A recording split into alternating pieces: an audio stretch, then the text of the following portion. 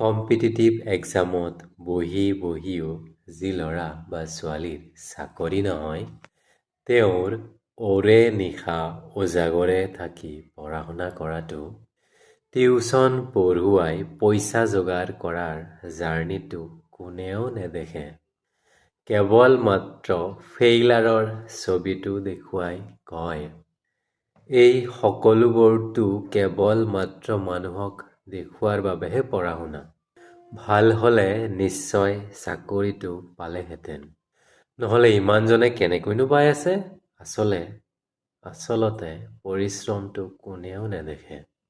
কোনেও চাব নাহে তুমি কেনেকুৱা পৰিৱেশত থাকি পঢ়া শুনা কৰিছা, কিম্বা 1 বা 2 নম্বৰৰ বাবে তোমাৰ কাটঅফটো কিবা কাৰণত ক্লিয়াৰ নহ'ল। তুমি কিজানি যিবোৰ ল'ৰা ছোৱালীয়ে চাকৰিটো পাইছে তেওঁলোকৰ তুলনাত কোনো গুণেই কম নহয়। কিজানি সিদিনা তোমাৰ গা বেয়া আছিল আৰু কিম্বা সৰু সুৰা ভুলৰ কাৰণে সেই দৌৰটোৰ পৰা বা কম্পিটিশ্যনৰ পৰা তুমি বাহিৰ হৈ গ'লা। ইমানবোৰ কাৰণ অকল তুমিয়েই জানিবা। এনেকুৱা সময়ো আহিব য'ত তোমাৰ পিতৃ মাতৃয়েও তোমাৰ যোগ্যতাৰ ওপৰত প্ৰশ্ন কৰিব। আচলতে কি জানানে? সকলোৱে মাত্ৰ কেৱল সফলতাৰ বিজ্ঞাপনটো দেখিবলৈহে ভাল পায়। সেইবাবে গোটা চহৰ জুৰি কেৱল মাত্ৰ টপাৰসকলৰে হৰ্ডিং।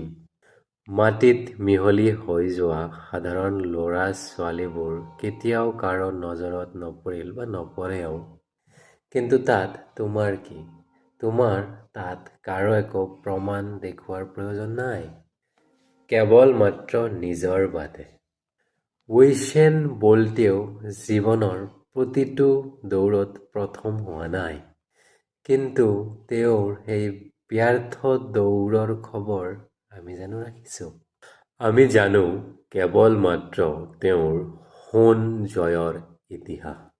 ঠিক তেনেকৈ যিদিনা তোমাৰ পৰিশ্ৰম সাৰ্থক হ'ব, তুমিও ফিনিচিং লাইন ক্ৰছ কৰিবা, সিদিনা চাবা কিমান পৰিচিত অপৰিচিত ব্যক্তিয়ে তোমাৰ চোতালত থিয় হৈ তোমাৰ বাবে অপেক্ষা কৰি আছে। অপমান কৰা সেই মুখবোৰতে তোমাৰ বাবে থাকিব সুনামৰ বাক্য। মই জানিছিলোঁ তই পাৰিবি, তোক লৈ আমাৰ কিমান যে গৰ্ব। সিদিনাও কিন্তু তুমি বিচলিত নহ'বা, কাৰণ দিনৰ শেষত যিটো হাত তুমি সন্দেহ নকৰাকৈ ধৰিব পাৰিবা সেইটো তোমাৰ নিজৰ হাত। মনত ৰাখিবা,